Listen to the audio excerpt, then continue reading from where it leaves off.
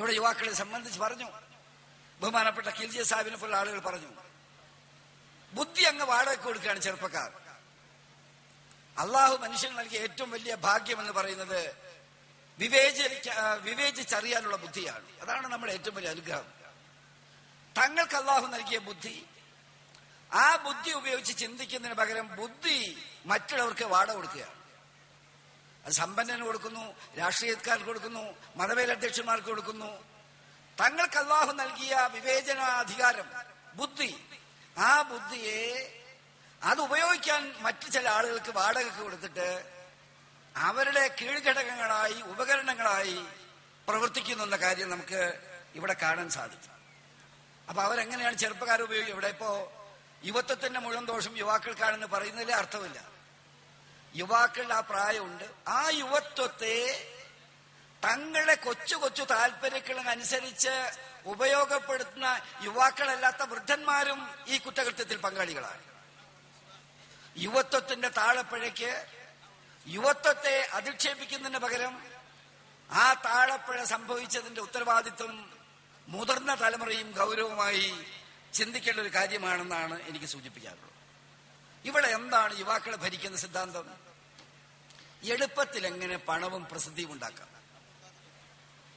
ലോകം വളരെ, അവരുടെ ദൃഷ്ടിയിൽ ലോകം പെട്ടെന്ന് അങ്ങ് ജീവിച്ചു പോകുന്നതാണ്. നമ്മൾ തന്നെ പറയാറുണ്ട്. ഇപ്പോ പുതിയ കൊല്ലം പറഞ്ഞു, കഴിഞ്ഞ കൊല്ലം ശരിക്കും പറഞ്ഞാൽ 2009 എന്നുള്ള സംഗതി 2008 2009 എഴുതി ശീലിച്ചിട്ടില്ല. ഇപ്പോഴും 2008 എഴുതി പോകും. 2009 എഴുതി ശീലിക്കുന്നതിന് മുമ്പേ അങ്ങ് 2010 വന്നു. അത്രയ്ക്ക് സ്പീഡാണ്. കാലം വളരെ വളരെ വേഗത്തിൽ പോവുകയാണ്. അപ്പൊ യുവാക്കളെ ഈ സ്നേഹിതന്മാർ ധരിപ്പിക്കുന്നത് വളരെ കുറച്ച് കാലേ നിങ്ങളുടെ മുമ്പിലുള്ളൂ. ആ കാലത്തിനുള്ളിൽ നിങ്ങൾ എങ്ങനെ പെട്ടെന്ന് പണക്കാരാകാം, പെട്ടെന്ന് പ്രസിദ്ധരാകാം. ഇപ്പൊ ഈ പലതിന്റെയും പേരിൽ ഇപ്പോ തീവ്രവാദമാകട്ടെ, ലവ് ജിഹാദിന്റെ സംഗതിയാകട്ടെ, മറ്റേതാവട്ടെ, എല്ലാ പ്രചരണങ്ങളുടെയും പിന്നിലുള്ള സംഗതി ഇപ്പൊ പ്രണയത്തിന്റെ പേരിലാണെങ്കിലും ശരി, മറ്റു പലതിന്റെ പേരിലാണെങ്കിലും ശരി, ആളുകൾ എളുപ്പത്തിൽ തങ്ങളുടെ കാര്യം, പണമുണ്ടാക്കുന്ന കാര്യം, പ്രസിദ്ധി ഉണ്ടാക്കുന്ന കാര്യം, വളരെ ചുരുങ്ങിയ ഒരു ലോകത്ത് തങ്ങളുടെ ആഗ്രഹങ്ങൾ സബലീകരിക്കുന്ന കാര്യം ഇത് വെച്ചുകൊണ്ട് നീങ്ങുകയാണ്. അപ്പൊ വിദ്യാഭ്യാസം അങ്ങനെ ഉപയോഗിക്കുന്നുണ്ട്. വിദ്യാഭ്യാസം എന്ന് പറഞ്ഞാൽ മനുഷ്യന് നമുക്കുള്ളതല്ല, പണം ഉണ്ടാക്കണം. ശാസ്ത്ര സാങ്കേതിക വിദ്യ അങ്ങനെ ഉപയോഗിക്കുന്നുണ്ട്. വലിയ സോക്കേടായിട്ട് കിടക്കുന്ന സമയത്ത് ഞരമ്പിലേക്ക് കയറ്റുന്ന ഗ്ലൂക്കോസിൽ മായം ചേർത്തത് ഇയാൾ ശിക്ഷിക്കപ്പെടുകയും അടുത്ത കാലത്ത്. അപ്പോ ആരോഗ്യരംഗങ്ങൾ ഉപയോഗിക്കുന്നുണ്ട്. മതം ഏറ്റവും എളുപ്പമാണ്. മതത്തിന്റെ പേരിൽ എളുപ്പത്തിൽ എങ്ങനെ പണം ഉണ്ടാക്കാമെന്ന് യുവാക്കളെ പഠിപ്പിക്കുന്ന അല്ലെങ്കിൽ അത് പരിശീലിക്കുന്നത് വലിയ വിനോദമായി തീർന്നിട്ടുണ്ട്. ചില ആളുകളൊക്കെ ഭക്തിന്റെ പേരിൽ നടന്ന് കുറെ ആളുകളൊക്കെ പിടിക്കുന്ന സമയത്ത് ഇവിടെ ചിലർ പറയാറുണ്ട്, അവൻ അങ്ങനെ ആ മതത്തിന്റെ വലിയ ആചാര്യനായിരുന്നല്ലോ, ഇന്ന മതത്തിന്റെ ആളായിരുന്നല്ലോ. എല്ലാം വെറുതെ പറയുന്നതാണ്. ഇവരെല്ലാം ആ വേഷം കെട്ടുന്നത് ഭക്തിയെ കച്ചവടമാക്കാനാണ്, ഭക്തിയെ വ്യവസായമാക്കാനാണ്. ഏത് സ്വാമിയാവട്ടെ, മറ്റൊരാളാവട്ടെ, എ ആവട്ടെ, ബി ആവട്ടെ, ഏത് സമുദായത്തിൽപ്പെട്ടവനാവട്ടെ, ഇവർ പിടിക്കപ്പെടുന്ന സമയത്ത് ഇന്ന സമുദായത്തിലെ ആചാര്യൻ ഭക്തൻ പിടിച്ചു എന്ന് പറയുന്നതിൽ അർത്ഥമേ ഇല്ല. അവർക്ക് മതവുമായിട്ട് ബന്ധമേ ഇല്ല. അവരുടെ കാര്യം എന്ന് പറയുന്നത് ഭക്തി നല്ലൊരു വ്യവസായമാണ്. ഇത്ര ഇൻവെസ്റ്റ്മെന്റ് കൂടാതെ ലാഭമുണ്ടാക്കാൻ കഴിയുന്ന മറ്റൊരു ഇൻഡസ്ട്രി ലോകത്ത് കാണാനൊക്കില്ല. ക്യാപിറ്റൽ ആവശ്യമില്ല. അപ്പൊ ക്യാപിറ്റൽ ആവശ്യമില്ലാതെ പണമുണ്ടാക്കാം. നിങ്ങൾക്ക് നാളത്തെ കാര്യം എന്ത് നടക്കുമെന്ന് അറിയണമോ?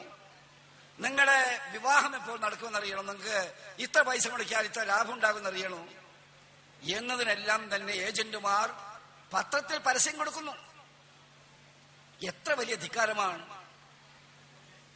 ഇസ്ലാമിക പ്രസ്ഥാനവുമായി ബന്ധപ്പെട്ടവരെന്ന് പറയുന്നവർ പോലും പലപ്പോഴും ഇവിടുത്തെ പത്രങ്ങളിൽ പരസ്യം കൊടുക്കുന്നു. ഇങ്ങനെ ഒരു മഹാനുണ്ട്, നിങ്ങളുടെ കാര്യങ്ങൾ സാധിക്കണമെങ്കിൽ അവിടെ ചെല്ലുവരൊക്കെ ഓരോ റേറ്റ് ഉണ്ട്.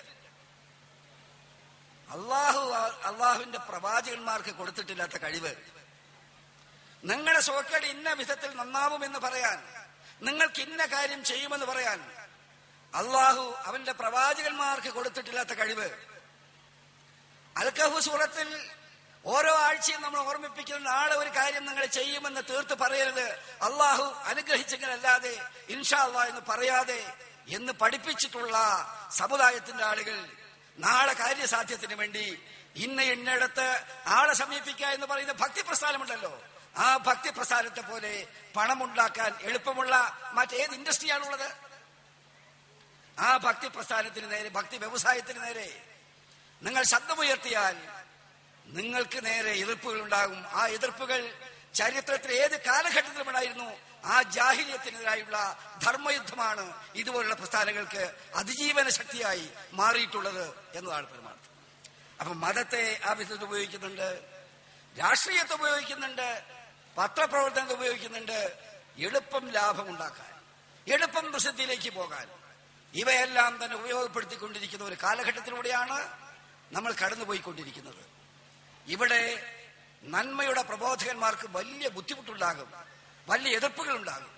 പക്ഷെ ആ എതിർപ്പുകളെല്ലാം തന്നെ പ്രവാചകന്മാർ സഹിച്ച ആ സഹനശക്തിയോടുകൂടി, സഹാബിവര്യന്മാർ വഹിച്ച പ്രയാസങ്ങളോടുകൂടി, എതിർപ്പുകളുടെ മുഴുവൻ ശക്തിക്ക് നടുവിൽ നിന്നിട്ട് പോലും, എല്ലാവിധ അക്രമങ്ങളുണ്ടായിട്ട് പോലും, ശരീരത്തിന് എതിർപ്പുണ്ടായിട്ടും മനസ്സിന് പ്രയാസമുണ്ടായിട്ടും അള്ളാഹുവിന്റെ മുമ്പിൽ ഭരമേൽപ്പിച്ച് ഈ നല്ല കാര്യങ്ങൾ ചെയ്യുന്ന കാര്യത്തിൽ അവർ കാണിച്ച ഉദാത്തമായ മാതൃകയുണ്ടല്ലോ, ആ മാതൃകയിലേക്ക് പോകാൻ പടച്ചവൻ നമുക്ക് ശക്തി നൽകാൻ വേണ്ടിയുള്ള ദുആയാണ് ഇതുപോലുള്ള സമ്മേളനങ്ങളിൽ ഉയർന്നു വരേണ്ടത്.